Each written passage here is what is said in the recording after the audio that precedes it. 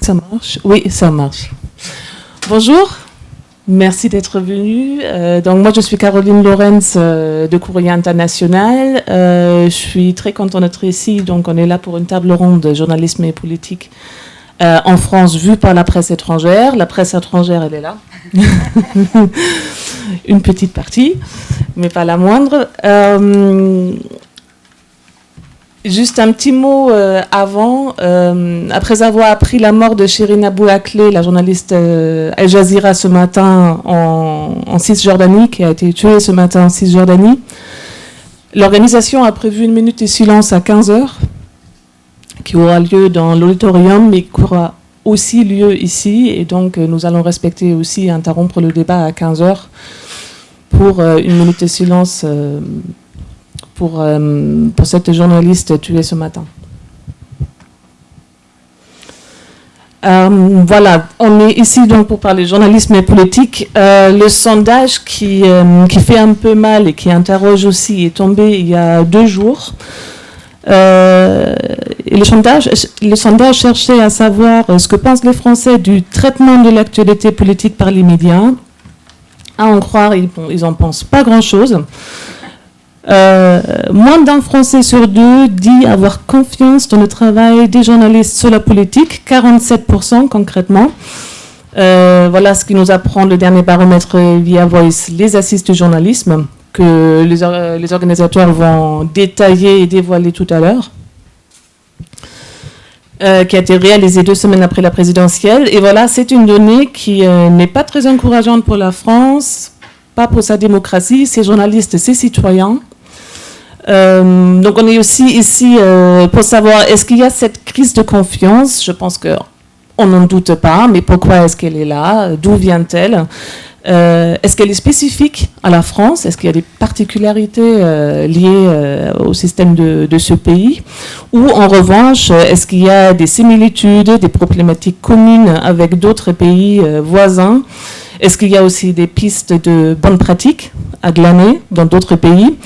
Voilà, c'est de tout ça que sera question lors de cette table ronde journalisme et politique, vue par les médias étrangers. Et j'ai le très très grand plaisir d'accueillir pour en discuter donc Ana Navarro Pedro, qui est journaliste correspondante à Paris pour la presse portugaise.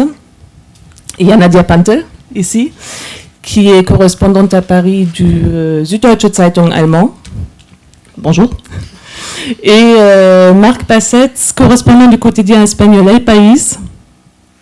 Donc, bienvenue à tous. Merci beaucoup d'être venus nous livrer votre vision, votre perspective sur les médias français. Alors, pour commencer, peut-être, quand vous entendez que 47% des Français seulement disent avoir confiance dans le travail des journalistes sur la politique, est-ce que cela vous surprend, Marc Passetz? Et bon, comme je le disais, n'hésitez pas à vous présenter brièvement avant de répondre. Bonjour, donc je suis Marc Passetz, correspondant du quotidien espagnol El País à Paris depuis 5 ans. Et j'ai travaillé avant aussi comme correspondant aux États-Unis, en Allemagne et à Bruxelles sur l'Union européenne. Ces chiffres, malheureusement, ne me surprennent pas. On peut dire que ça confirme quelque chose qui n'est pas nouvelle et qui arrive depuis longtemps. D'abord, ça ne me surprend pas et ce n'est pas exclusif de la France. On a tendance en France à penser souvent que les malheurs français, les problèmes de ce pays arrivent seulement ici. Mais je crois que c'est un peu partout dans les pays occidentaux. Il faudrait faire un séminaire pour comprendre les causes, mais je crois que ça s'encadre dans une crise de confiance générale depuis, je dirais presque... Bon, c'est pas mon expertise, et je parle un peu en observateur, mais ma perception, c'est que depuis le début du XXIe siècle, il y a une crise des institutions, des médias, il y a la numérisation, il y a plein de facteurs qui ont contribué à ça, mais le grand média qu'il y a 30 ou 40 ans, ou le grand journal télévisé de 20 heures où on disait la vérité, tout le monde regardait un seul journal télévisé, écoutait, et c'était ça qui était ce qui s'était passé, ça n'existe plus depuis des années, et c'est un phénomène qui s'est accéléré. Les citoyens ont des multiples sources d'informations, quelques-unes fiables, d'autres non, et les médias traditionnels sont devenus un élément plus dans cet écosystème, et non plus l'autorité qu'ils avaient eue à notre moment. Et je dirais même, par mon observation en Espagne, mon pays, mais aussi pour les États-Unis où j'ai travaillé longtemps, que peut-être c'est plus grave, cette méfiance est encore plus grande dans d'autres pays. En France, il y a encore des institutions journalistiques qui ont une marque, une autorité, un respect, que peut-être dans d'autres pays, ça c'est beaucoup plus polarisé, et les phénomènes de fake news, tous ces phénomènes sont beaucoup plus accentués. Aussi, juste une dernière remarque, quand on parle de médias, j'ai du mal à parler de médias d'une façon générale. Ce n'est pas la même chose une chaîne d'information continue que le journal Le Monde ou le journal Le Figaro. Ce n'est pas la même chose une web new player, non, un journal qui a commencé sur le web, que je sais pas, un news magazine hebdomadaire.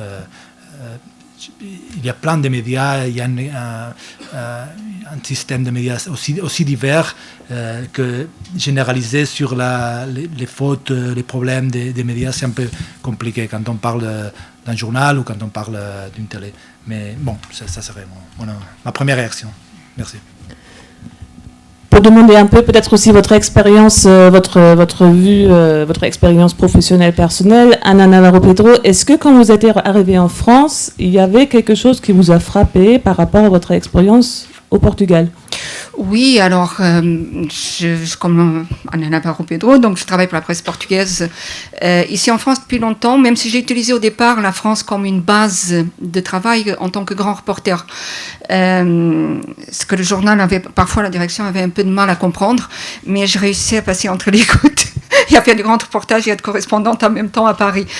Et dès mon arrivée ici, déjà, on parlait beaucoup de comment le journalisme politique français était mal perçu par les lecteurs, les auditeurs, les téléspectateurs, c'est-à-dire par les Français en général. Et ce qui me frappe, c'est que depuis 20 ans, ça n'a pas tellement changé. On continue à en parler. On continue. Des éléments ont changé. Les techniques, les supports, les techniques de l'information, ou plutôt les supports, les métiers de journaliste lui-même a évolué. On peut en parler peut-être plus tard. C'est beaucoup plus rapide, c'est beaucoup plus d'exigences, beaucoup moins d'argent, etc. Mais la question est toujours la même. On continue à se la poser régulièrement entre journalistes français. Et ce qui m'a frappé en arrivant ici, c'était quelque chose qu'il n'y avait pas dans mon pays, pas tant que cela. C'était vraiment une connivence, une proximité énorme des journalistes politiques avec la classe politique sur laquelle ils étaient censés reporter, faire des reportages. Je ne sais pas si on dit reporter en français. C'est pas vous. Mais et en essayant de comprendre les raisons, à l'époque, et depuis, on m'avait expliqué, effectivement, les journalistes des secteurs, des services politiques, souvent, ils étaient affectés à un service, et à celui politique, et ils y restaient tout le temps. Et donc ils apprenaient à connaître tout le monde, à connaître et les politiciens et ceux qui les entouraient, l'entourage, numéro de téléphone, contact, et peut-être même une proximité qui allait jusqu'à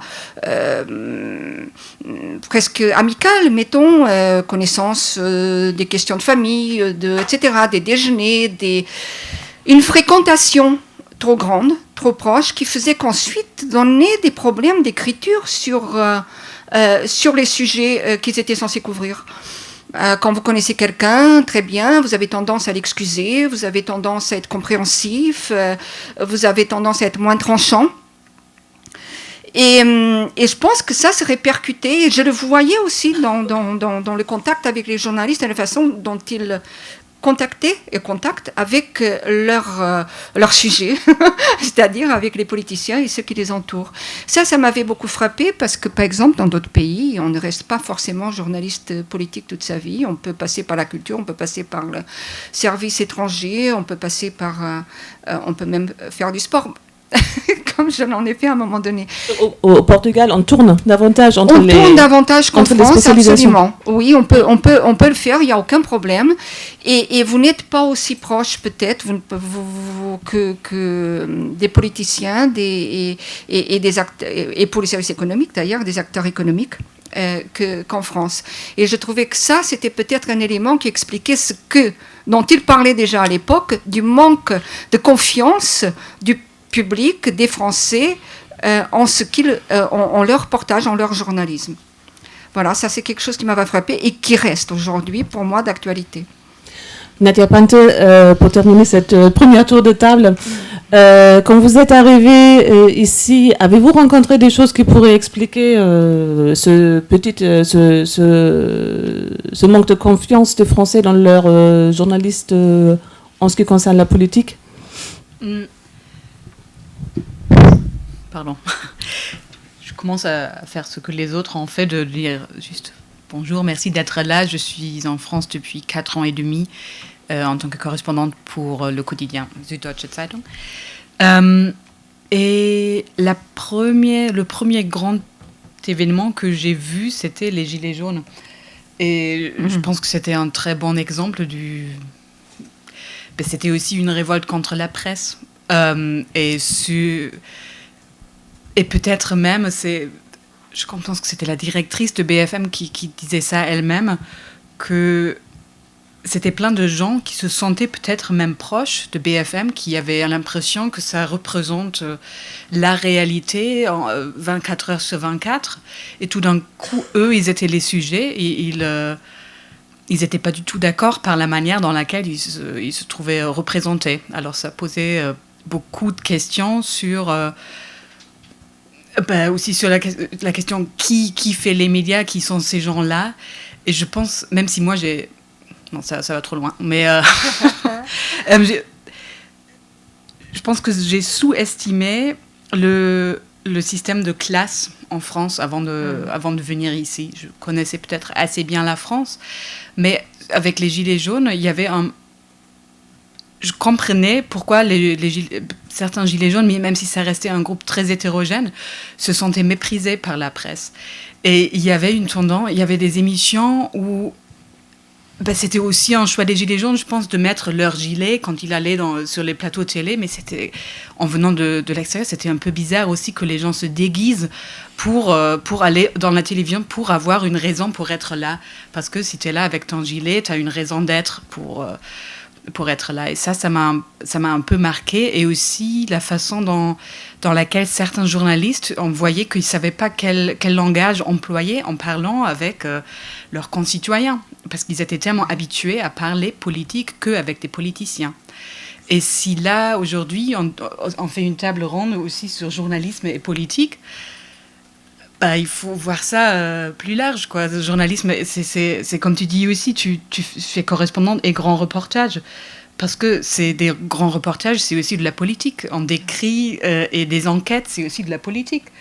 Et les politiciens, c'est une partie de la politique. Et je pense qu'il y a une tendance un peu trop forte, peut-être en France, de se concentrer sur certains personnages, parce que c'est aussi un système présidentiel où à la fin, il y a une personne, normalement un homme jusqu'à présent, qui va gagner. Alors on se concentre qui est le prochain homme. Mais juste pour finir, cela dit, c'est pas comme s'il n'y a pas une crise du journalisme en Allemagne, déjà parce qu'on ne sait pas comment le financer. Alors ça c'est global. Justement, vous parliez de système politique et donc on était en pleine présidentielle. La présidentielle est terminée. C'est une année importante pour politique et journalisme en France. Et cette campagne présidentielle a frustré, je pense, beaucoup de Français par son manque de politique, justement, par le fait qu'on parlait longtemps, pas du fond des choses, beaucoup de personnes, que cette campagne semblait vide pendant un long moment. Est-ce que vous avez écrit sur ce phénomène-là? Est-ce que c'est quelque chose qui parle aussi à vos lecteurs, à vous, peut-être en Espagne, Marc Bassett? On regarde toujours les pays qu'on couvre de la perspective de nos pays. Alors, je peux dire que même s'il y a cette, on peut dire, dégradation du discours public en France, on ne touche pas pendant la campagne électorale au fond des sujets, cette campagne, c'était peut-être plus superficiel, mais c'est toujours plus profond qu'en Espagne. Je veux dire, en France, c'est pour moi chose qui m'a choqué en France. Et bon, je vais faire l'éloge de la France là. Après, on peut critiquer, mais c'est qu'on vraiment dans la campagne électorale, on débat du programme, comment on finance, quelles sont les propositions. Il n'y a pas un candidat qui peut être crédible s'il n'a pas un programme de 150 pages où il y a des propositions sur chaque sujet. En Espagne, bien sûr, il y a des programmes, mais c'est tout beaucoup plus au niveau plus superficiel. C'est plus des déclarations, c'est plus des petites phrases, c'est plus des slogans. On ne voit pas ce débat, même dans la presse. Hein, et ce qui, parfois, pour un lecteur, est un peu ennuyeux aussi, voir un papier d'une page entière en expliquant comment on va financer les retraites, mais c'est important d'entrer dans la... J'aime beaucoup la distinction qu'il y a dans la langue anglaise pour dire politique, non, entre policy et politics. Non, la politique, c'est toute la politique politicienne, on pourrait dire. Policy, c'est le contenu. Et alors, même si en France, il y a, comme partout, une tendance plus vers les politics et moins policy, il y a encore, vous avez encore, je crois, un débat assez solide sur la policy. Et j'espère qu'en Espagne, bon, et je me rappelle aussi, aux États-Unis, c'est encore pire peut-être. Quand on voit un débat électoral, même le débat Macron-Le Pen, c'était un débat assez substantiel. Pour un regard espagnol, et je crois que si on demandait à un collègue américain, il dirait la même chose. Je peux prendre la parole? Oui. Bien sûr. Oui, parce que effectivement, c'est une des choses que je voulais dire là tout à l'heure. Quand il y a 20 ans, j'ai découvert cette forme d'exercice journalisme politique en France, mais j'ai aussi découvert que c'était un des pays où ce débat-là était déjà sur la place publique, où les journalistes eux-mêmes l'amenaient, même s'ils n'ont pas évidemment beaucoup progressé depuis. C'était les premiers. Aux États-Unis à l'époque, déjà, il y avait beaucoup dans les universités, dans les cours de journalisme, de sociologie, etc., une conceptualisation de ces évolutions qui ne sont pas exclusives à la France. Mais débat public, vraiment, c'était la France, c'est vrai. Donc bravo pour cela, même si les solutions n'ont pas été trouvées. Par la suite, oui, il y a peut-être une plus grande profondeur parfois dans les débats en France, mais il y a aussi dans le journalisme politique de ce segment-là, à mon avis, un manque de proximité avec ceux dont ils sont censés répercuter les préoccupations, c'est-à-dire le public, c'est-à-dire les Français, quoi, les gens en général. Et cette proximité avec les politiciens, avec la classe politique et ceux qui tournent autour, avec les arcanes du pouvoir, se traduit aussi par une distance de plus en plus grande avec le public même, les auditeurs, les téléspectateurs, les lecteurs. Et d'où aussi un certain choc sur les plateaux avec les mouvements des Gilets jaunes, avec d'autres mouvements avant, la nuit debout en France aussi, etc. La grande surprise des journalistes est de découvrir des citoyens qui sont dans la rue, qui disent leur mal-être, qui disent leur difficulté à trouver du bon travail, difficulté de se loger, leur mécontentement avec les politiques. Et là, on parle des questions de fond qui sont choisies, qui protestent contre cela et qui demandent autre chose, et les médias ont un peu tendance à les traiter comme des gens populistes ou comme des radicaux ou comme voire des gens qui ne comprennent pas trop de quoi ils parlent, mais ils ne vont pas essayer vraiment de comprendre l'essence des choses. Parfois, oui, des journaux comme Le Monde ou d'autres, on voit des reporters in bed et de quasiment essayer de comprendre et de faire des grands sujets sociétaux sur certaines personnes du mouvement, mais ça on reste là, c'est presque anecdotique. En réalité, ils ne comprennent pas les courants de fond, la substance, ce que les gens veulent dans le pays, dont ils sont censés donner un portrait et qui sont censés mettre en opposition avec ceux qui gouvernent, avec ceux qui sont au pouvoir.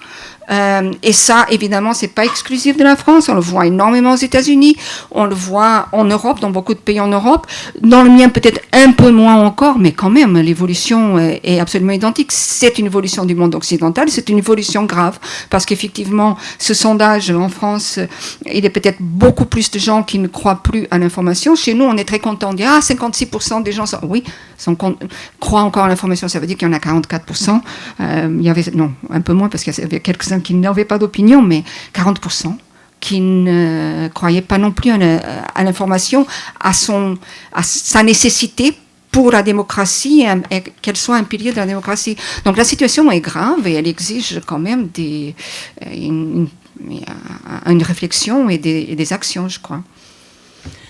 Alors, l'exemple le plus célèbre cette année pour la proximité et les frontières qui se brouillent un peu entre le journalisme et la politique, c'est la candidature d'Éric Zemmour à la présidentielle, qui a fait sensation dans le monde entier, dans tous les médias du monde entier. Je pense que vous avez tous probablement beaucoup écrit sur ce cas-là. Nadia Pantel, qu'est-ce que ça vous a inspiré cette candidature, cette transgression quelque part? J'avais déjà préparé un papier pour Zemmour dans l'été avant qu'il était candidat, parce que je pourrais pas croire qu'il y a une telle émission chaque soir avec cet homme-là, où ça s'est joué différemment à la fin, mais je voulais juste, parce que ça s'appelait Face à l'info aussi, et je voulais prendre à chaque jour la vraie info du jour, qu'est-ce qui s'est passé, qui avait une vraie importance pour la vie des Français, et montrer comment, dans le spectre de Zemmour, on arrive toujours à prendre cette nouvelle du jour dans le prisme de immigration, délinquance, islam. Et alors ça m'a déjà frappé avant qu'il soit candidat, et de me rendre compte que c'était un pas après l'autre, de me dire ah mais il est sérieux, il peut vraiment peut-être être candidat pour aller au moment où il est vraiment candidat. Oui, non, ça m'a honnêtement choquée. Et je me mettais un peu en question dans le sens où je me disais, est-ce que je suis trop allemande là, dans le sens de prendre ça très au sérieux, de me dire, ah là c'est une vraie candidature, et c'est une vraie opinion, ou est-ce que ça c'est juste le goût de spectacle des Français? Est-ce que ça c'est une immense pièce de théâtre à laquelle j'assiste? Et comment le couvrir, quoi. Mais cela dit, en même temps, un des premiers sujets que j'ai fait aussi en France, c'était sur le parc Puy du Fou. Je ne sais pas si vous êtes déjà allés. Et pour ceux qui ne connaissent pas, c'est vraiment un parc identitaire extrême droite dans lequel on parle dans la presse française comme si c'était un Disneyland avec des chevaux. C'est très bizarre. Hein. J'y suis allée 2 fois parce que je ne pourrais pas croire que ça existe, mais ça existe. C'est très très bien fait. Et comme vous savez, Philippe de Villiers qui fait ce parc, c'est un très proche ami de Éric Zemmour. Alors, c'est pas comme si ce courant de pensée sortait de nulle part. Hein. Ça existe. C'est aussi une France identitaire de droite qui existe. Mais qu'on peut se présenter en candidat à l'élection présidentielle en ayant une telle visibilité dans les médias, ça, c'était quand même impressionnant. Ouais. En tout cas, ce qui revient, et dont on parle souvent, il me semble aussi en France, c'est cette notion de classe politique qui comprend à la fois et les responsables politiques et le personnel médiatique, enfin les journalistes, quoi. Comment expliquez-vous c'est quoi la raison finalement de son existence? Est-ce que ça a à voir avec la centralisation du pays? Est-ce que ça a à voir avec des questions de formation peut-être aussi de journalistes, le fait qu'on risque quand même très fortement de rencontrer le futur chef de cabinet, le futur chef de gouvernement sur le banc de l'université ou de la grande école? Comment est-ce que dans vos pays respectifs, est-ce que c'est pareil? Est-ce que c'est différent? Peut-être le parcours pour devenir journaliste politique, si on le reste, hein, après au Portugal on fait plusieurs choses. Comment est-ce que ça s'articule, ou est-ce que c'est pareil? Anna, peut-être. Oui, bon, Portugal, c'est un petit pays. Quand on est un petit pays, là, vous deux, vous trois, vous ne connaissez pas ça, et vous non plus. Mais quand on est un petit pays, évidemment, à la capitale, on se connaît un peu tous. C'est pas la même chose. Donc, déjà, on est habitué à ça. Donc il y a moins de connivence, il y a peut-être moins cette notion d'appartenir à une caste ou à une élite, parce qu'au fond, des Danois ont le même sentiment, je peux vous le dire, les Hollandais aussi. Mais effectivement, il y a plusieurs explications et plusieurs études se sont penchées là-dessus, mais peut-être qu'il faudrait encore d'autres. Il y a une évolution sociologique, évidemment, du métier de journaliste. Pensons à cette expression charmante américaine qui désignait les journalistes dans les années 30, 40, 50, the rat pack, le paquet de rats, le groupe de rats, les rats, et ça désignait autant les origines sociologiques des journalistes qui venaient de tout milieu social que aussi leur façon d'aller au clash, d'aller vraiment à la confrontation et de ne pas lâcher prise quand ils exerçaient leur métier.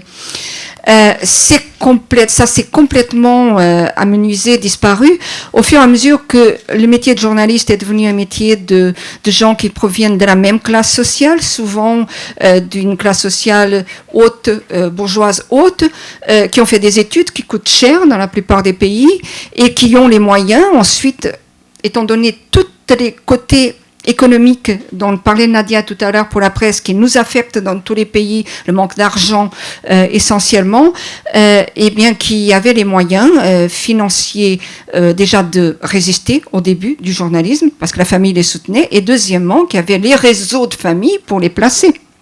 Et ça se voit en France, ça se voit au Portugal, je ne sais pas en Espagne, en Allemagne, vous nous direz, mais c'est très évident. Et donc, déjà, il y a ce côté-là. Et c'est vrai que je me souviens, lors de mes études, j'avais fait une année d'études à l'étranger à Sciences Po Paris, et beaucoup de gens que j'ai rencontrés à Sciences Po Paris sont des gens qui sont aujourd'hui dans des postes, mais qui venaient de tout le monde, hein, du monde entier, qui sont dans des postes importants. Bon, je n'ai pas maintenu le contact, et je n'ai pas l'habitude personnellement d'avoir une connivence, une proximité, de fréquenter des gens qui sont en position de pouvoir. Mais ces changements sociologiques expliquent aussi cette proximité des médiatiques et politique dans un pays comme la France, mais dans les pays latins sûrement, Portugal, Italie, et Marc nous dira peut-être sur l'Espagne, ça aussi, c'est vrai. Puis il y a tous les problèmes économiques qui sont graves, et puis évidemment, il y a tous les changements qui sont opérés au niveau des supports de l'information, changements technologiques, qui font qu'aujourd'hui, on trouve souvent de très très bons journalistes politiques, faisant de la façon dont on doit le faire, en prenant son temps, en enquêtant en profondeur, en recoupant les informations, en confrontant les points de vue, en mettant en perspective, eh bien, on les trouve dans les marges, dans beaucoup de médias alternatifs et vivotants, comme beaucoup d'entre nous aujourd'hui dans la profession. Voilà. Est-ce que, Marc Passette, peut-être, il y a dans les pratiques journalistiques en France des choses qui sont différentes en Espagne, des habitudes nationales que vous avez remarquées parce que tout simplement vous venez pas d'ici? Oui, dans cette connivence qu'il y a dans certains domaines du journalisme et du journalisme politique en France, il y a certaines pratiques qui sont étonnantes ou intéressantes à observer. Elles ne sont pas exclusives de la France, mais en France, je les vois d'une manière plus évidente. Je peux en citer deux. Non? L'une, c'est l'off the record. Non? L'off the record existe partout. Off the record. Non? C'est-à-dire quand une source ou maintenant, on parle de journalisme politique, donc un homme ou une femme politique vous dit quelque chose et vous dit ne me citez pas, mettez des sources de l'Élysée, sources du gouvernement ou sources de je ne sais pas quoi. Bon, ça s'appelle off the record. Ça existe partout, hein, et c'est une pratique légitime. C'est une pratique légitime quand il y a une interview et on se met d'accord, on ne cite pas. Mais je trouve qu'il y a un abus en France de cette pratique. Alors, même dans les meilleurs journaux, même les meilleurs journalistes que j'admire vraiment, politiques français, on trouve souvent cette expression que vous aurez remarqué quand il y a une info sur l'Élysée, dit-on à l'Élysée. Dit-on à l'Élysée. Qui ont c'est Macron, c'est le huissier de l'Élysée, c'est le gendarme. On dit ça dans les couloirs.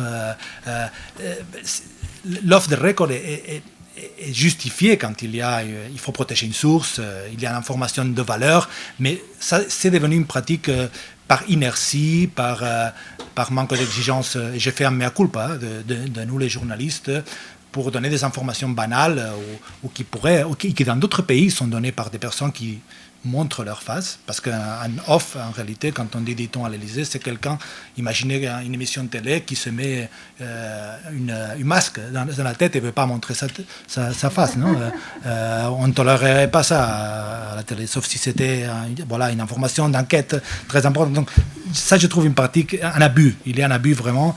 Ça arrive en Espagne aussi, vraiment. Et je parle des pays que je connais, en Allemagne aussi, non Regierungskreise. Ça, les cercles du gouvernement, on dit en Allemagne. Qui sont les cercles du gouvernement mais je répète, c'est un peu. Je trouve que on en fait trop en France. L'autre pratique qui m'étonne et que je trouve parfois excessive, c'est la relecture. La relecture des interviews. Je ne sais pas si vous avez vécu ça, ceux qui sont journalistes, mais sinon, on fait une interview avec quelqu'un, disons un ministre. On fait l'interview, on l'enregistre, on le transcrit, mais on nous dit, non, on veut relire l'interview. Alors moi je dis, d'accord, mon journal, El País, a un livre de style, qui est un peu la constitution de mon journal. Il faut suivre cette constitution d'une manière stricte dans mon journal, où on explique comment on écrit, comment on se comporte avec les sources, etc. Et le livre de style del País dit, si quelqu'un demande la relecture, c'est d'accord, c'est légitime, il a le droit de voir si vous avez bien transcrit ces mots, et vous n'avez pas inventé ou vous n'êtes pas trompé simplement parce que vous avez bien entendu, mais on ne peut pas changer les mots. Ce qu'on retrouve est très souvent, vraiment, très souvent, on envoie pour les relectures l'interview à un ministre, et il revient, une question est complètement barrée, une autre question, on a remplacé la question pour en mettre une autre, c'est une autre chose, c'est plus une interview. Et je vais expliquer une anecdote, je ne vais pas expliquer de qui il s'agit, mais il m'est arrivé une fois d'interviewer un ministre qui a commis, son cabinet a commis la maladresse de m'envoyer l'interview relue, mais je ne sais pas si vous savez, il y a ces documents Word où on peut voir qui a touché, qui a fait les corrections. Ils ont oublié de cacher ça. Et alors j'ai pu voir toutes les personnes qui avaient relu mon interview, d'un pauvre correspondant del País à Paris qui interviewait un ministre. Alors, il y avait le chef de cabinet de notre ministre, un conseiller de l'Élysée qui avait perdu vraiment leur après-midi à relire une interview qui disait rien de spécial, qui ne disait rien que... Et on se demande, on se pose beaucoup de questions, on s'énerve beaucoup d'abord, parce qu'on dit, moi, je vais faire une interview, je vais publier quelque chose qui n'aura rien à voir avec ce que cette personne m'a dit. En plus, d'autres personnes ont mis dans sa bouche d'autres choses. Mais là, c'est au-delà du journalisme, on se dit, est-ce que ces personnes n'ont rien d'autre à faire C'est-à-dire, ils gouvernent un pays qui a la bombe nucléaire, qui a un siège dans le Conseil de sécurité de l'ONU, et ils passent leur après-midi à lire des phrases ajoutées. Bon, c'est l'anecdote, mais c'est pas l'anecdote. Je crois qu'il y a un problème là. Et moi, je dis simplement, pas comme journaliste, comme lecteur, quand je lis une interview, question-réponse, dans un journal français, je prends ça avec beaucoup de... un grain de sel. Je sais que c'est probablement... Et je vais pas... je n'accuse personne parce que je commets le péché moi-même souvent. Mais je le lis en disant, est-ce que c'est interview, est-ce que c'est un mélange d'interview que communiqué de presse et juste pour finir, finalement, cette interview que j'ai fait avec ce ministre, j'ai réussi à éliminer tous les ajouts et à revenir à la version originale, mais ça a coûté une discussion en forceps, vraiment.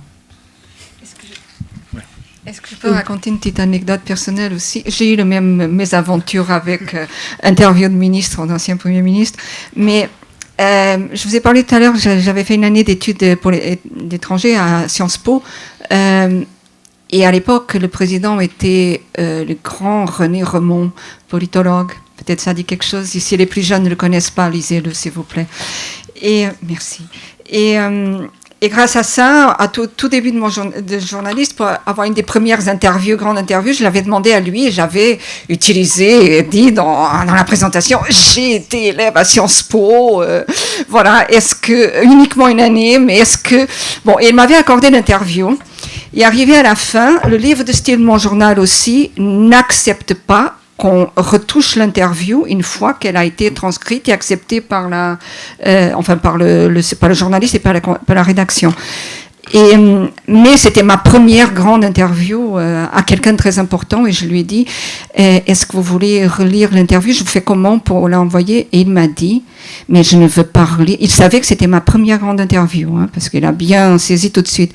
Il m'a dit non, je ne vais pas vous demander de relire l'interview parce que si je le faisais, ça voudrait dire que je n'ai pas confiance en l'enseignement de cette maison. Ah, et je dis magnifique, et ça c'est français. Alors là, je pense, mine de rien, on touche à quelque chose, à un point un peu clé de pourquoi est-ce qu'il y a une crise de confiance. C'est parce qu'on perçoit quand même que, voilà, il y a une espèce d'information qui pourrait aussi être de la communication. On ne sait pas trop dans quelle mesure une information a été retouchée. Bon, après, dans d'autres pays, on relit aussi, il me semble, des interviews. C'est pas du tout une particularité française. Comment est la situation en Allemagne, par exemple? Je pourrais pas le dire exactement parce que j'ai jamais travaillé sur des sujets allemands, honnêtement dit. Mais sauf régional, mais on peut venir à ça parce que notre formation est très différente à la formation française. Je vais dire quelque chose sur cette question de confiance, mais peut-être venant d'un autre angle, parce que je me retrouve toujours dans des tables rondes où on parle devant des jeunes journalistes sur la crise de notre métier. Je me demande un peu, est-ce que ça vous aide? Je sais pas, parce que je pense qu'on n'était jamais très aimé en tant que journaliste aussi. Je pense que c'est important ce que toi, je pense, entre journalistes, ce que tu disais sur le Rat Pack aux États-Unis. Quand tu deviens journaliste, tu n'es pas docteur, tu n'es pas enseignant, tu n'es pas quelqu'un qui aide les gens, tu es quelqu'un qui embête les gens parce que tu veux avoir des informations que les gens ne veulent peut-être pas te donner. Et comme ça, c'est aussi l'idée de déranger. Et l'autre question, c'est la question de confiance. Oui, c'est un grand problème. Mais en même temps, si on regarde la période dans laquelle on avait vraiment une presse libre, elle n'est pas si longue que ça non plus. Surtout en Allemagne, on était divisé en deux, comme vous savez, et il y a une partie du pays qui vivait en dictature il y a 40 ans. Alors, et dans l'ouest de l'Allemagne aussi, pendant la guerre froide, les infos étaient beaucoup plus contrôlées que maintenant. Alors, je veux dire, je pense qu'il faut pas non plus qu'on se lance dans un spirale de pessimisme en se disant toujours on fait un métier en crise. C'est un métier en redéfinition permanente, quoi, comme les autres choses autour de nous. Je voudrais rebondir sur une chose que vous disiez. Ah oui, pardon, oui, sur la formation peut-être. Oui, c'est ça, exactement. Oui. Parce que voilà, comme c'est deux pays très différents et la formation diffère aussi, ça peut peut-être être intéressant à expliquer. Oui, parce que là, c'est vraiment une grande différence entre la France et l'Allemagne, mais ça s'explique assez facilement. Pays fédéral, pays central. Et aussi, comme je disais, pays divisés en deux. L'Allemagne, ça veut dire qu'on a des rédactions majeures dans 4-5 villes différentes. Et les grands journaux de tradition ne sont pas vraiment à Berlin. C'est plutôt Munich, Francfort, Hambourg. Et on a aussi un problème d'entre-soi et d'un certain élitisme dans le journalisme. Comme tu le décrivais, que c'est beaucoup de fois des gens issus peut-être pas de la bourgeoisie, mais où les parents ont déjà fait des études. Et c'est beaucoup, surtout des gens de l'Allemagne de l'Ouest qui vont décrire l'Allemagne de l'Est. Mais ça c'est en train de changer. C'était aussi un métier très masculin. Ça, c'est beaucoup en train de changer. Mais la grande différence, c'est que tu peux commencer ta carrière, tu la commences pas à Berlin, mais tu la commences dans un petit village, petite ville quelque part. Et moi, par exemple, j'ai pas fait un parcours. Il y a ce parcours journaliste. J'ai 15 ans, je veux devenir journaliste et rien d'autre. Je monte mon propre journal dans mon lycée. Tu vois. On peut faire ça. Moi, j'ai pas fait ça. J'ai vraiment commencé le journalisme quand j'avais 30 ans. Mais j'ai commencé avec une formation dans la Süddeutsche Zeitung qui consistait, après des études d'histoire, et ça consistait de 6 mois dans une petite rédaction, dans un village en Bavière, où je ne comprenais même pas exactement ce que les gens disaient, parce que c'était un accent très fort. Et j'y ai appris énormément de choses. Et il faut bosser énormément, parce qu'il y a toutes les petites nouvelles du village. Et 4 ans plus tard, j'étais correspondante pour la France. Mais je n'ai pas fait le truc en passant par Berlin, en connaissant tous les gens. Il y a plein de journalistes importants en Allemagne que je ne connais pas, je devais entendre le nom, je suis là, ah, vous êtes qui? Ils sont là, mais je pense que c'est un peu plus élargi. Et j'en suis sûre qu'avec mon CV, je ne serai pas correspondante à Berlin pour Le Monde, même si c'est notre journal avec lequel on nous ressemble le plus. Oui, donc c'est-à-dire des parcours possibles moins canalisés, moins typés peut-être. Oui, c'est ce que j'ai essayé de dire. Oui. Non, mais c'était très clair. Ça vaut aussi pour l'Espagne? En Espagne, je crois que c'est moins encadré qu'ici. Mais il y a pas l'institution d'école de journalisme. Il y a des études de journalisme dans les universités. Mais dans les dernières années, bon, je dis les dernières années, en réalité je veux dire les 20 ou 30 dernières années, il y a une tendance qui est des journaux qui créent des écoles de journalisme.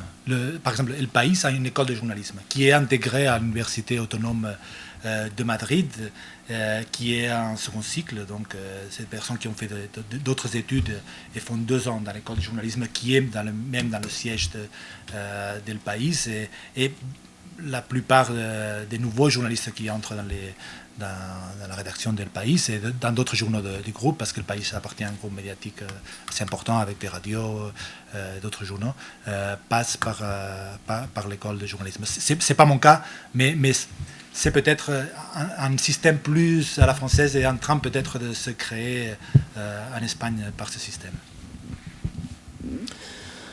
Après, on ne parle pas que, sauf si vous avez quelque chose à ajouter, non, on ne parle pas que de formation, on pointe aussi souvent en France le problème de la concentration tout simplement des médias, de la concentration économique des médias qui appartiennent en large partie à une poignée de grandes fortunes. Ana Navarro Pedro, est-ce que en pensant à journalisme et politique en France, est-ce que vous mettriez cet argument-là tout au début? Est-ce que c'est dans les arguments très importants pour les dysfonctionnements qu'il y a ou pour les soucis qu'il y a? Oui, d'ailleurs. Actuellement, oui, sûrement. D'ailleurs, hier, une séance à Ciné Studio, c'était justement avec le film Media Crash qui revenait, puis ensuite une intervention de plusieurs journalistes et qui revenait justement sur cette concentration des médias entre les mains de milliardaires qui sont aussi des agents économiques extrêmement importants et donc de ce que ça peut donner comme entrave à l'information.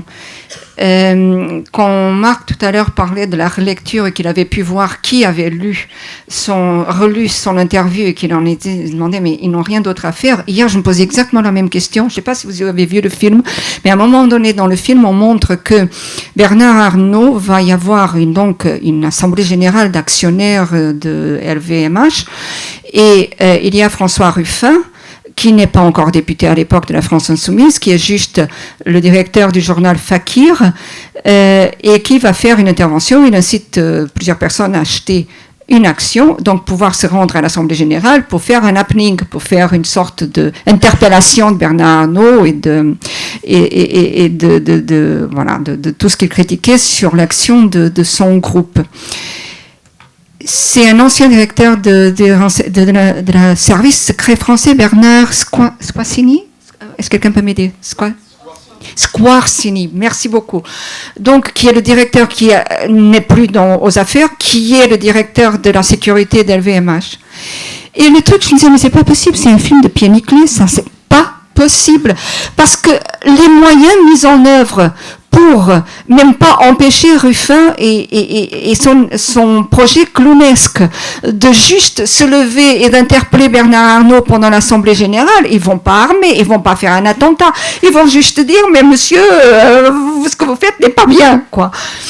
Les moyens mis en œuvre, l'utilisation des moyens de l'État, des renseignements généraux donc la DGSI maintenant, je crois, de la préfecture de Paris, ils ont infiltré une taupe parmi les 5 malheureux journalistes Fakir qui allaient à la conférence, à l'Assemblée générale. Je regarde ça, je dis, c'est pas possible, c'est pas la France, c'est pas la 6e économie mondiale, c'est pas le pays qui a la bombe nucléaire, c'est pas possible, ça c'est un truc, même le Portugal, je pense qu'on a hésité à le faire. Et pourtant, Dieu sait que parfois nous savons donner dans le ridicule. C'est pas possible. Donc, oui, il y a quelque chose là qui... Et j'ai perdu la question initiale maintenant, évidemment. La concentration des médias. Oui, nous l'avons aussi. Alors, Reporters sans frontières est très fier qu'au Portugal, il y ait 300 entreprises de presse et 1700, je sais pas quoi, clubs de sociétés de presse.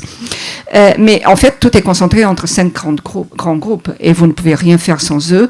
Et évidemment, ces groupes qui, au départ, au Portugal, à la dictature, à la chute de la dictature dans les années 70, donc c'est encore récent. Donc il y avait une grande prudence.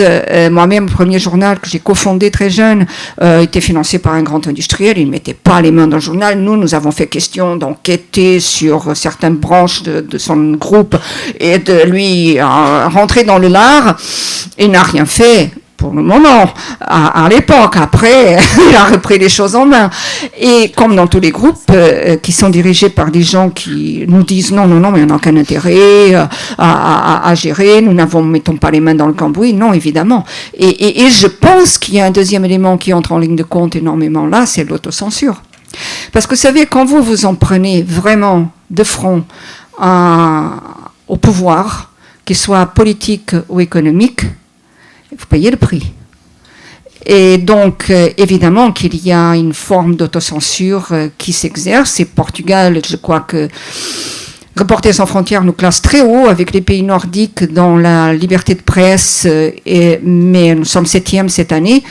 Mais moi, je dis qu'on ne tient pas compte d'autres éléments. Moi qui connais le pays, qui sais comment ça marche et que j'ai payé le prix aussi, que je le paye encore, eh bien, je pense qu'effectivement, ils ne tiennent pas compte des éléments qui peuvent jouer en souterrain, en tension cachée, si vous voulez, mais qui sont bien réelles et qui entravent aussi la qualité de l'information.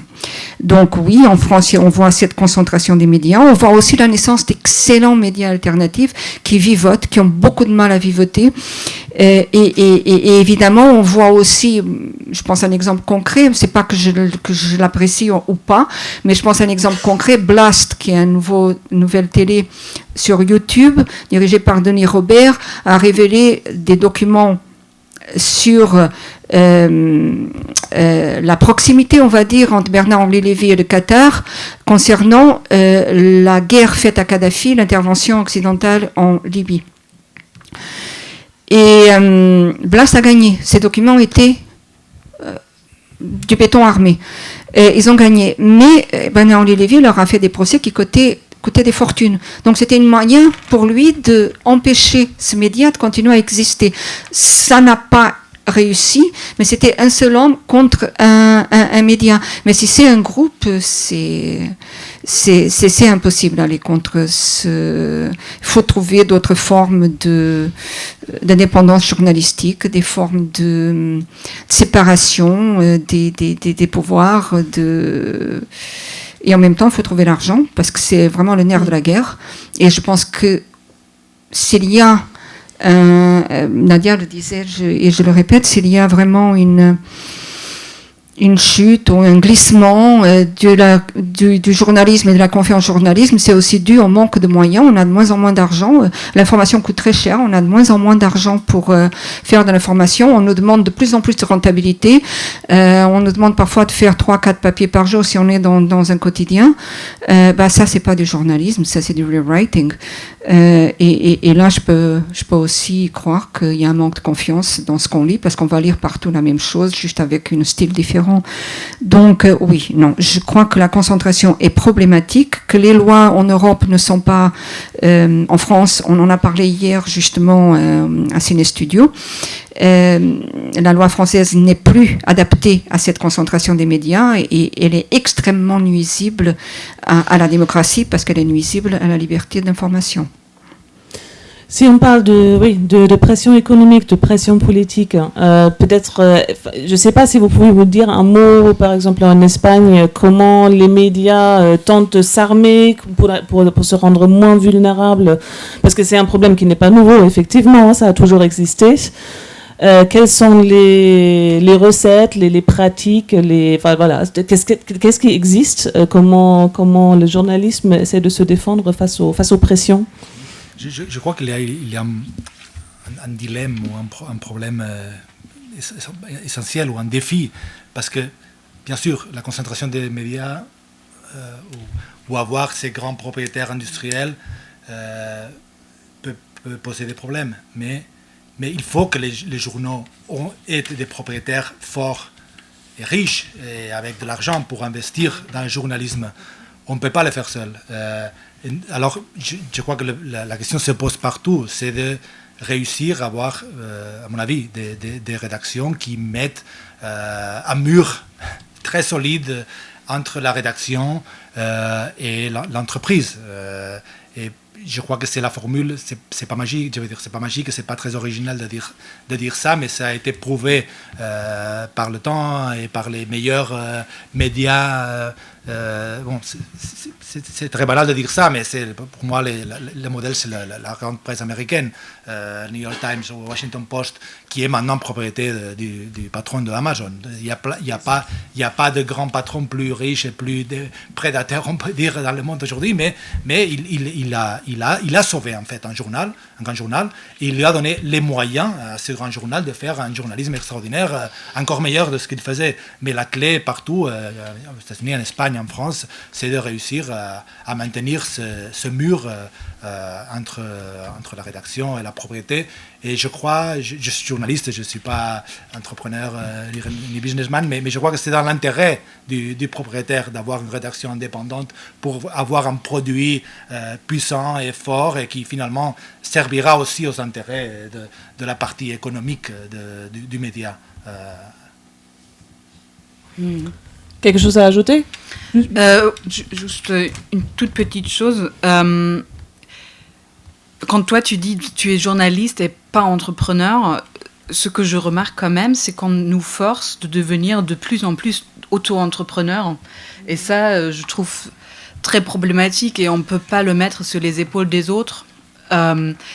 Et par exemple, quand je commençais, ça fait que 10 ans que je suis journaliste. Et au début, il n'y avait pas quelque chose que là, je reçois chaque jour, le top 10 des textes les plus lus, et on sait tout. On ne sait pas justement qui sont les textes les plus lus, mais quels textes ont pu être convergés en abonnement ou... et on a une rubrique en ligne où il écrit le meilleur du journal. Et ça va toujours être soit, qu'est-ce que je fais, je caricature, mais c'est vrai. C'est des histoires de couple, des histoires de dos ou de Hitler. Et c'est pas objectivement le meilleur du journal, c'est juste quand c'est... Le plus de clics. Que c'est pas juste les clics, mais aussi la conversion, que ça apparemment, ça marche très bien pour avoir un abonnement après.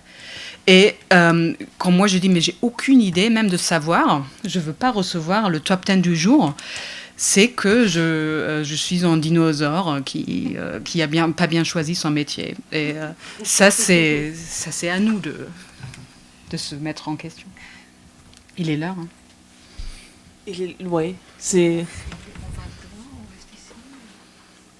je pense qu'on va rester ici. Donc, on s'interrompt parce qu'il y a la minute de silence qui approche. Donc, c'est dans 3 minutes. Il y a la possibilité qu'on se lève tous, qu'on va dans l'auditorium. Ou alors qu'on attend encore 3 minutes et qu'on respecte la minute. Vous préférez rester ici ou aller à l'auditorium et revenir Rester ici. Très bien. Et se lever pendant une minute. Bon, il nous reste alors 3 minutes encore. Faisons une pause. Il y a une question. Oui. Je vous tends le micro, comme c'est enregistré, oui. Comme ça, on nous a dit ça avant. Vous parlez de ces top 10 des articles les plus lus, etc. On a l'impression que c'est nouveau, mais c'est pas nouveau. Dans les années 80, on s'est battu contre les vues lues, ça s'appelait en France les vues lues. Et il y avait des études en fait, qui faisaient ressortir les articles les plus lus. Et c'était des études classiques de marketing chez les lecteurs et qu'on rebalançait dans les rédactions. Et ça a été une grosse lutte que de se débarrasser des vues lues. Mais ça a marché. Donc voilà, c'est juste pour vous dire que l'histoire se répète quelquefois et c'était, voilà, ces contraintes-là et ces bagarres-là, elles ne sont pas nouvelles. Ils sont revenus par la fenêtre un peu en ligne. C'est ça. Oui, c'est peut-être quelque chose, c'est peut-être une balle dans le pied aussi, hein, quand on se dit, quand un journal met autant en avant l'information qui est le plus cliquée, il ne met pas en avant forcément l'information politique qui coûte beaucoup d'argent. Du coup, j'ai l'œil sur la montre. Bon, il est 59. Je pense qu'on va faire la minute de silence maintenant et passer à vos questions juste après. Donc, elle s'appelait Shirin Abu Akleh. Elle était journaliste à Al Jazeera.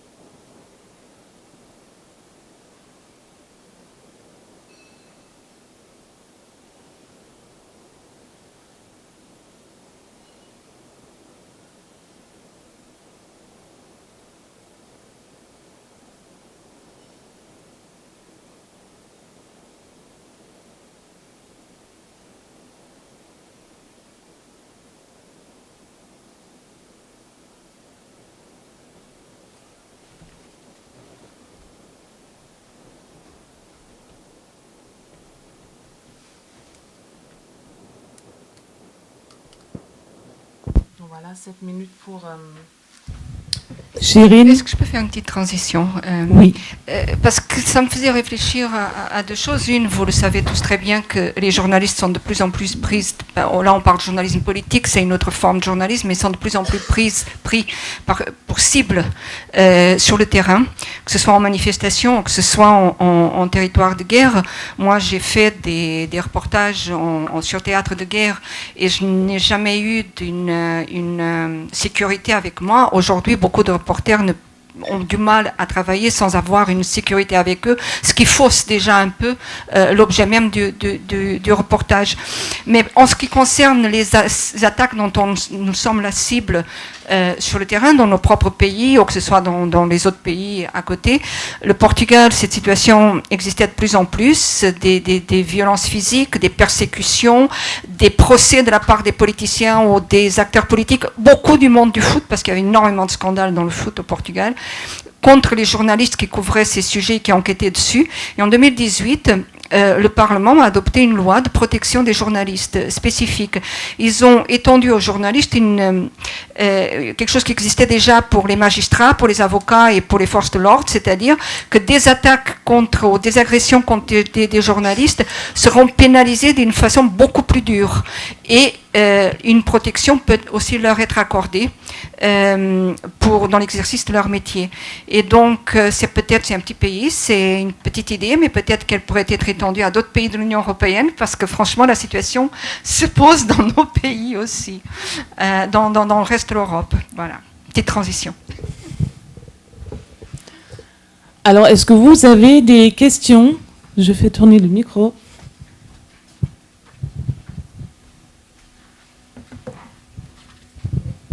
Bonjour, en tout cas merci pour vos interventions, c'était très intéressant et du coup moi j'ai assez peu le temps de lire la presse étrangère, du coup c'est bien d'avoir le point de vue d'autres médias que les médias français. Et du coup moi je me posais une question, quel est votre regard par rapport à un certain traitement de l'information qui existe en France? Je parle du côté divertissement. On voit, je prends un exemple concret, sur C8, le plateau de Cyril Hanouna, Touche pas à mon poste, qui, lui, pendant longtemps, il n'a pas fait de politique, mais il s'y est mis depuis un certain nombre d'années, et qui, techniquement, c'est beaucoup du divertissement, mais il parle de politique. Et c'est beaucoup des blagues, des provocations, il y a de la culture du clash au milieu de tout ça. Mais c'est pas uniquement quelque chose qui, j'ai l'impression, se développe dans le milieu médiatique, mais aussi en politique, où on voit, et c'est là, pour moi, ça révèle un peu la connivence entre les médias, en tout cas certains médias, et la sphère politique, ou en tout cas le fait qu'ils utilisent les mêmes techniques, c'est qu'on voit notamment les membres du gouvernement, et surtout ce gouvernement actuel, qui utilisent d'autres moyens pour communiquer avec la population.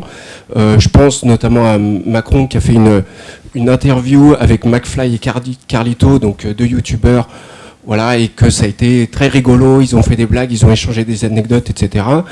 Il y a eu Gabriel Attal qui a réuni à l'Élysée des jeunes, etc. Et là, il y a eu assez peu de débats de fond parce que les personnes qui étaient invitées, en fait, n'étaient pas formées à ça, c'était juste des influenceurs sur YouTube.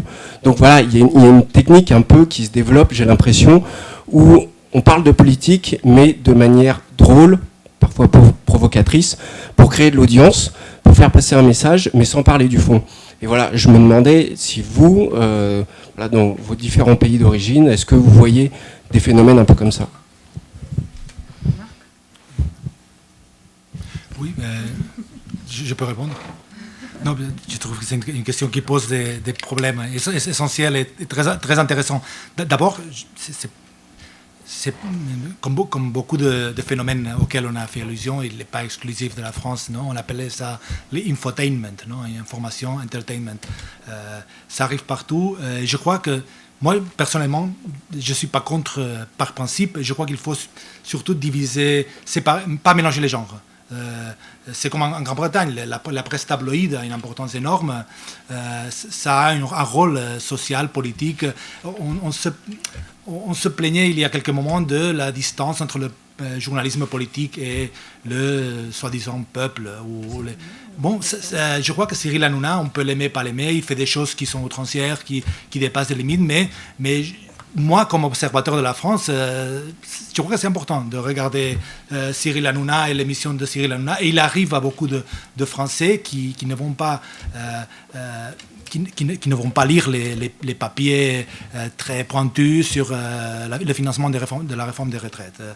Donc, à la fois, on dit que le journalisme politique est trop distant des Français, des citoyens qui ne sont pas à Paris ou qui ne sont pas concernés ou vraiment dans l'élite politique, intellectuelle, académique, économique. Mais on comprend d'une certaine manière que les personnalités politiques, le président utilise ces nouveaux canaux médiatiques pour atteindre ce public, parce que ce propre journalisme qu'on a dit qu'il était connivant, qu'il était trop proche, il est inutile pour tout ça. On se parle à soi-même, on est dans une chambre d'écho où, comme on disait avant, on a tous étudié, pas moi, mais on a tous étudié à Sciences Po, fait le même parcours, on parle le même langage, le même jargon, mais à la fin, on se parle à soi-même devant le miroir. S'il faut casser ce miroir, je ne défends pas que McFly et Carlitos ou Hanouna soient des journalistes, je ne le crois pas, et je crois qu'il faut un journalisme pour contrôler le pouvoir et poser les questions adéquates, mais je crois que ce phénomène est compréhensible dans ce sens-là. Oui, et si je peux, je pense que j'ai l'impression qu'en France, la politique est beaucoup plus un sport combatif qu'en Allemagne. En Allemagne, on s'attend un peu, si on parle politique, qu'on s'ennuie. Et c'est une promesse qui est tenue. Et en France, on veut que ça bouge un peu. Et je respecte ça aussi. Et je fais partie de ceux qui s'amusent. Et je vais m'énerver en regardant Touche pas à mon poste. Mais les gens, ils sont peut-être pas tous idiots non plus. Ils vont s'énerver, ils vont le regarder quand même. Et ce que je trouve, il y a 2 choses que je trouve pires. C'est la manière dans laquelle les politiciens maintenant peuvent utiliser les réseaux sociaux pour dépasser même les journalistes qui n'ont pas une formation journaliste comme ce Carlito en question. Et c'est Macron, ok, il a parlé avec Carlito, mais il a aussi fait une petite émission sur sa candidature. Personne n'a regardé ça, mais c'était sur YouTube. Mélenchon, il va sortir ce soir un documentaire sur sa propre campagne. Et j'ai parlé avant les élections en reportage avec des jeunes qui vont voter pour la première fois. Ils ont tous dit oui, non, pour nous informer, on va sur les channels TikTok ou Instagram des candidats, et c'est là où on s'informe. Et dans ce spectre-là, au moins, touche pas à mon poste, il y a un échange, quoi. C'est déjà quelque chose. Et ce que je trouve le pire, c'est quand on mélange, quand on n'assume pas que, là, on est dans quelque chose, on veut s'amuser, on veut se battre, on veut un peu une bagarre politique, qu'on n'assume pas ça, mais on fait de l'information. Et alors j'invite Éric Zemmour qui va dire ben non, mais Pétain il a sauvé les Juifs français, et après j'ai la petite rédaction fact-checking qui fait le fact-checking. Ben, il n'y a pas des facts à checker là-dedans, tu vois. Tu invites quelqu'un qui dit ça pour qu'il dise une contre-vérité. Et si tu fais le choix de donner le plateau à quelqu'un, il ne faut pas le fact-checker après. Et ça m'a énervé le plus dans cette campagne-là, qu'il y avait beaucoup de contre-vérités qui étaient fact-checkées après, mais ça ne sert à rien. Je crois que, par exemple, une élection de Donald Trump aux États-Unis n'était pas étrangère au fait qu'il venait du divertissement à la télé, qu'il avait un programme qui était très connu, qui était très populaire. Mettons, j'allais pas te dire, pas un Cyril Hanouna, mais le même degré de popularité aux États-Unis, et que ça a énormément contribué à sa popularité en tant que candidat, d'abord à l'investiture républicaine et ensuite à la Maison-Blanche. Je pense aussi que les médias, tous les autres médias, et j'utilise ce mot exprès, Marc, parce que ce soit du Washington Post, New York Times, au plus petit journal du fin fond de l'Amérique, télé, radio, se sont tous concentrés sur cette candidature, lui ont donné un temps d'antenne fabuleux, une caisse de résonance incroyable, et il n'avait pas tellement d'oppositeurs, il n'y avait pas tellement de contradictions, et à la fin ils se sont retrouvés avec Donald Trump à la Maison-Blanche. Donc ça peut conduire loin, ce n'est pas le seul élément, mais ça peut conduire loin, et ça pose des interrogations, parce que d'un côté, effectivement, ça permet de ramener l'information à des gens qui en sont dégoûtés et qui s'en détournent. D'un autre côté, ça ramène quel type d'information? Une information tronquée, une information manipulée parfois, utilisée dans un certain sens. N'oublions pas, Cyril Hanouna travaille pour Bolloré, en fait. Donc, qui était très impliqué dans la campagne, dans la candidature de Zemmour au présidentiel. Donc, tout ceci suscite débat et plein d'interrogations. On se retrouvera ici encore dans 20 ans.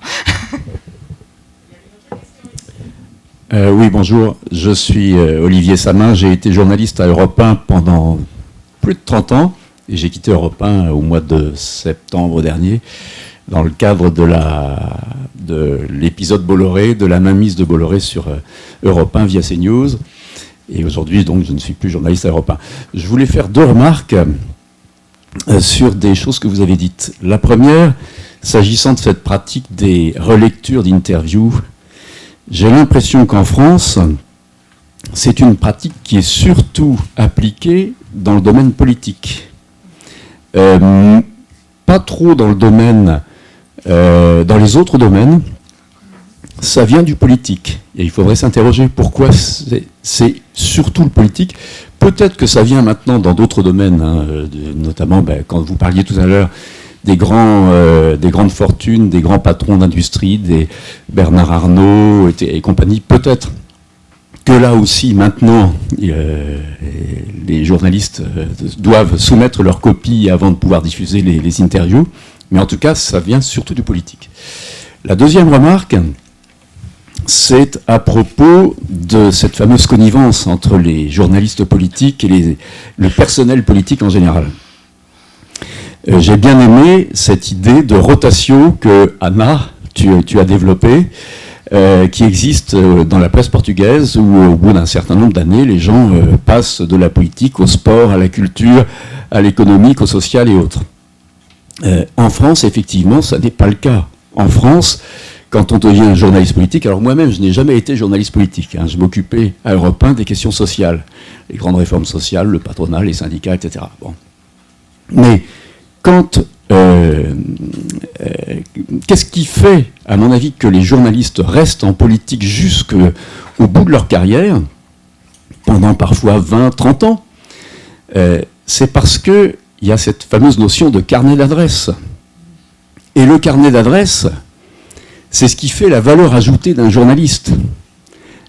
Quand un journaliste change de rédaction et qu'il essaye de rentrer dans une autre rédaction, ce qu'il met en avant, c'est le carnet d'adresse qu'il a pu acquérir dans sa rédaction précédente, parce que ce sera un argument qui pèsera pour être recruté, en disant, voilà, je connais un certain nombre d'hommes et de femmes politiques, je peux facilement les avoir, les faire venir, obtenir des interviews d'eux, et donc,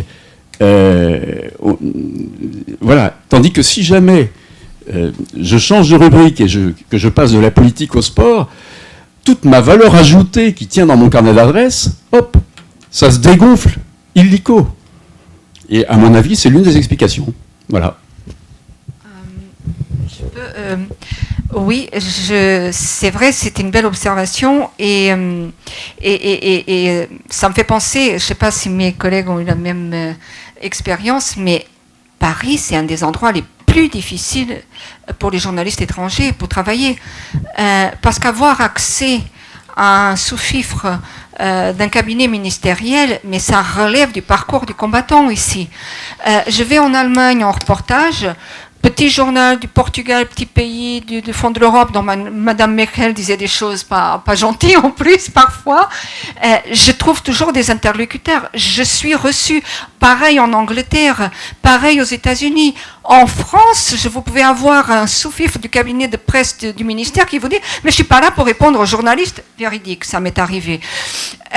Donc, effectivement, ici, il y a un côté monarchique, un côté court, institutionnel, dans le fonctionnement du pouvoir, mais aussi dans le pouvoir économique et même syndical, qui rend très difficile le travail. Ça, c'est vrai.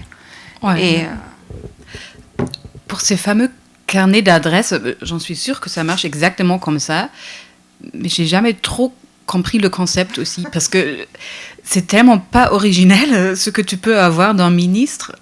Moi, je savais déjà en arrivant que je vais jamais avoir un interview avec un ministre, alors j'ai fait un semblant d'essayer, mais j'ai pas tellement investi mon énergie là-dedans, parce que qu'est-ce qu'il va me...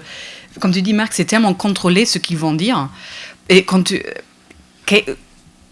quel ministre va me dire quelque chose de très intéressant qu'il n'a pas dit à 10 journalistes français avant, quoi. Alors il faut que je travaille d'une manière un peu plus originelle. Et ça, c'est accessible aussi, je dirais, pour des journalistes français. Et si ta valeur en tant que journaliste, c'est avant tout ton carnet d'adresses, je pense que c'est pas la meilleure la meilleure qualification, quoi. Non, et si on lit rien contre le journal de dimanche, mais quand il y a les interviews des ministères les dimanches, et par exemple avec Blanquer, où on apprenait, c'est des informations qui ne devaient pas être dans un interview. Si Blanquer nous informe qu'est-ce que je vais faire avec mon fils le lendemain à l'école, est-ce qu'il faut un test ou pas, ça devait être une information pour les professeurs, pour les parents, et pas pour un journaliste qui en plus met ça sous... qu'il faut payer pour avoir l'information. C'est un non-sens. Et je pense qu'on joue le jeu si on pense qu'en tant que journaliste, ta qualification, c'est un carnet d'adresses.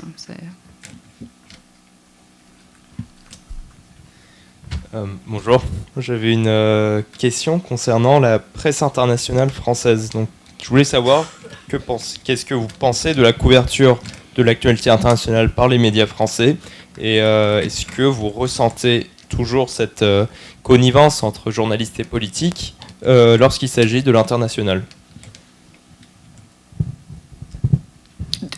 Tu veux dire des journalistes, par exemple français, qui écrivent sur l'Allemagne ? Exactement. D'accord. Je pense qu'ils sont un peu dans la même situation comme nous, qui ne vont pas avoir les entretiens les plus intéressants parce qu'ils sont un peu écartés et ça les force de faire des choses peut-être plus intéressantes quelquefois. Et je pense qu'on a des très très bons journalistes, notamment français, en Allemagne. Mais par exemple, il y a une consoeur à vous, Hélène Kohl, qui travaille aussi pour Europe 1, qui, elle aussi, n'y travaille plus. Et c'est pas juste le phénomène Bolloré, mais qu'il y a un problème de financement pour tout journalisme étranger. Et ça veut dire qu'il y a des journalistes très qualifiés, très engagés, qui ont du mal à placer leur contenu, trouver des rédactions qui veulent payer ça. Je pense que ça, c'est, à mon avis, le problème principal. Je suis d'accord, et je peux dire que le journalisme international français, je crois qu'il est d'un grand niveau, et d'une grande qualité. Le bon journalisme français international, les grands journaux ou médias qui ont des correspondants. Bon, je défends un peu mon territoire, mais je crois que c'est fondamental pour un bon média avoir une couverture internationale de qualité. Pour l'Espagne, je dis la même chose. Je suis l'Espagne en partie à travers la presse française. On n'informe pas autant de l'Espagne que nous, on informe de la France, mais c'est d'une grande qualité. Je compare avec la presse anglo-saxonne. Je peux dire que les grands conflits espagnols qu'il y a eu dans les dernières années, la presse française a été au top, vraiment. La Catalogne, etc. Oui. Ouais. Je voulais juste ajouter une chose. Quand on est correspondant, on ne travaille pas comme les autres journalistes qui sont dans le pays. On est polyvalent, on est multidisciplinaire, on est obligé de travailler sur la politique, sur l'économie, sur le social, sur la culture et sur le sport. Évidemment qu'il y a des sujets pour lesquels nous sommes moins compétents que pour d'autres. Et moi, si je dois faire quelque chose sur un événement foot, j'aime beaucoup le foot, mais je ne vais pas parler de la composition, du choix stratégique, enfin du choix, non, mais je vais parler sur quelque chose à côté. Il y aura un spécialiste qui s'occupera vraiment du match lui-même. Et c'est pareil pour tous les sujets, mais on est obligé de travailler 24 heures sur 24 heures. On est pratiquement tout le temps en travail, je crois, parce qu'on ne peut négliger rien. Et les sujets un peu plus insolites sur la France profonde, et pour la société, des sujets d'actualité, des sujets culturels. Donc, on travaille d'une façon différente. Et donc, je pense qu'on connaît peut-être mieux le pays parfois que des journalistes qui sont à la rédaction, à leur bureau tout le temps à la capitale. Parce qu'on bouge beaucoup, on voit plein de monde, on va dans plein d'endroits. Et on a un échange plus quotidien, plus familier, et souvent très, comment dire, parce qu'on n'est pas responsable dans l'information dans le pays même, souvent très, très honnête, très frontal aussi, très, très agréable, ou voire franc du collier. Donc non, il n'y a pas cette même connivence, il n'y en a pas. Puis souvent, moi je suis restée en France, mais j'ai dû me battre pour ça. Souvent on tourne, hein, on reste quelques années dans un pays, puis on tourne comme Marc, comme Nadia, etc. Donc non, ça se pose différemment, et dans la pratique et dans les contacts. Bonjour, moi j'ai une question à nouveau sur la campagne présidentielle française. Bon, les résultats des élections ont été marqués par une grande montée des extrêmes. Et donc je voulais avoir votre regard sur la couverture de la presse française. Parce que quand même, de plus en plus, on donne une place importante aux paroles scandaleuses, au clash, à celui qui crie le plus fort. Et est-ce que dans votre pays, vous notez cette même tendance? Alors effectivement, aux États-Unis, avec Trump, c'est ce qui s'est passé, avec Boris Johnson en Grande-Bretagne, mais est-ce que dans vos pays, vous avez ce même genre de tendance? Est-ce que ça vous a choqué? Parce que j'ai quand même l'impression qu'on a beaucoup couvert Zemmour, beaucoup couvert Marine Le Pen, et peut-être beaucoup moins des gens qui étaient moins scandaleux dans leurs paroles, mais qui avaient quand même des choses intéressantes à raconter. Écoutez, oui, c'est exact pour la France, et ça relie tout ce qu'on a dit avant, notamment sur le nombre des plus lus, des clics, voilà. Ce côté divertissement, gossip ou bankable de l'information. Chez nous, oui, effectivement, il y a un parti populiste très à droite, un peu parrainé par Marine Le Pen, qui s'appelle Chega, qui est nouveau venu sur le paysage politique, qui est même venu après Vox en Espagne, et qui tout d'un coup se trouve projeté très haut dans les sondages, donc dans les médias, qui obtient quand même un député ou deux aux élections législatives, et dont le président a été candidat, a été candidat à la présidence de la République, donc ayant une caisse de résonance énorme et utilisant les mêmes ficelles que vous pouvez voir en France, ou qu'on avait à l'œuvre en France chez Marine Le Pen, dans le camp de Marine Le Pen ou de Zemmour, et aux États-Unis dans le camp de Trump. Désignation d'un bouc émissaire, des outrages, on dit ça en français? Oui, et des déclarations fracassantes qui vont entretenir les médias très, très longtemps. D'ailleurs, entre parenthèses, quand Macron utilise le mot « je veux emmerder les non-vaccinés », il savait très bien ce qu'il faisait, il savait que tout allait se concentrer là-dessus, et il savait très bien aussi ce que ça voulait dire ensuite en termes de substance, d'idées, de politique derrière, mais ça, la presse ne l'a pas pris non plus. Beaucoup plus grave, c'était qu'ils disent « je veux retirer le droit de la citoyenneté aux non-vaccinés », c'est énorme, énorme, et pourtant on s'est concentré sur un mot, d'argot. Donc oui, les mêmes ficelles sont à l'œuvre dans nos pays, le problème est général, il n'est pas propre au monde occidental. Remarquez, Brésil, c'était pareil, Philippines, pareil, avant avec le président, comment il s'appelait, là il y a Marcos qui vient d'être élu dans la famille Marcos, mais voilà. Et donc c'est une maudit aussi en Inde, n'en est pas loin. C'est une problématique immense dans le monde, et elle contribue, ce glissement du journalisme politique vers ce côté divertissement, gossip, concentration sur ce qui fait le buzz, sur ce qui paye. Eh bien, je pense qu'il n'est pas étranger en partie à la montée des partis radicaux dans le monde d'extrême droite. Et là, curieusement, remarquons avec la France Insoumise, qui est très différente, qui a un autre programme, mais on est passé du tout Zemmour au tout Mélenchon. C'est hier Daniel Schneiderman qui le disait encore à Ciné Studio, et c'est tout à fait vrai, on est passé, parce que Mélenchon est un excellent tribun, en plus il a des convictions et il sait ce qu'il dit, ça c'est vrai. il connaît vraiment les dossiers, Mélenchon. Et il sait s'exprimer, il sait les simplifier. Donc, du coup, en plus, les journalistes vont en clash avec lui. Donc, du coup, c'est un spectacle. Et ce spectacle est en train de phagocyter tout le débat des législatives. Est-ce que ça va continuer? Je n'en sais rien.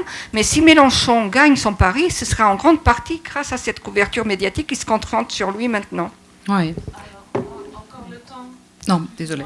Pour deux questions qui se sont signalées, je pense après, là, il va falloir qu'on libère la salle.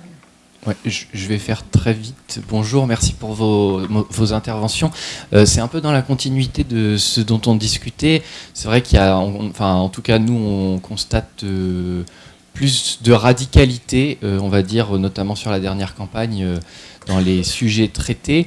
Est-ce que pour autant, il n'y a pas aussi une responsabilité des médias dans les sujets qui sont traités, l'importance qu'on donne à certains thèmes? On l'avait vu avec Éric Zemmour, je crois que c'était au mois de novembre, à partir de ces eaux-là. Alors, j'ai l'impression quand même que les médias français ont beaucoup de mal à se remettre en question sur leurs pratiques et les sujets qu'ils abordent. Qu'est-ce que vous voyez, vous, de l'extérieur et des pays étrangers que vous représentez? Je voulais dire parce que là, ça revient de dire, on fait des choix de plus en plus radicaux, mais c'est qu'une vérité aussi, je pense, de cette élection présidentielle. Parce que Marine Le Pen n'est plus traitée en tant que candidate radicale. Et surtout, ces électeurs ne sont pas traités comme des électeurs d'extrême droite. Je pense qu'il y a une énorme infantilisation des électeurs de Marine Le Pen. Et elle a très bien réussi de se placer dans la femme qui représente le peuple. Elle a très bien joué ça. Et je pense qu'il n'y avait pas un traitement très politique de la candidature de Marine Le Pen, mais surtout personnel. Et alors, moi, avant les élections, je ne sais pas si vous partagez ça, mais j'avais l'impression que le paysage politique est en même temps très radicalisé et dépolitisé, si on parle de politique. C'était très étrange, quand même. Et à part ça, en Allemagne, on est un peu une exception à tout ça, parce qu'on a fait une élection qui est le plus Merkel, quoi. Et être Merkel, ça veut dire être pas ouvertement clivant, calmer les choses.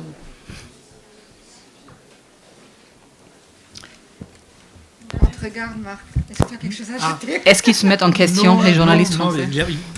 Je crois qu'il y a plusieurs degrés de radicalisation, polarisation, culture de clash. L'Allemagne est dans un extrême.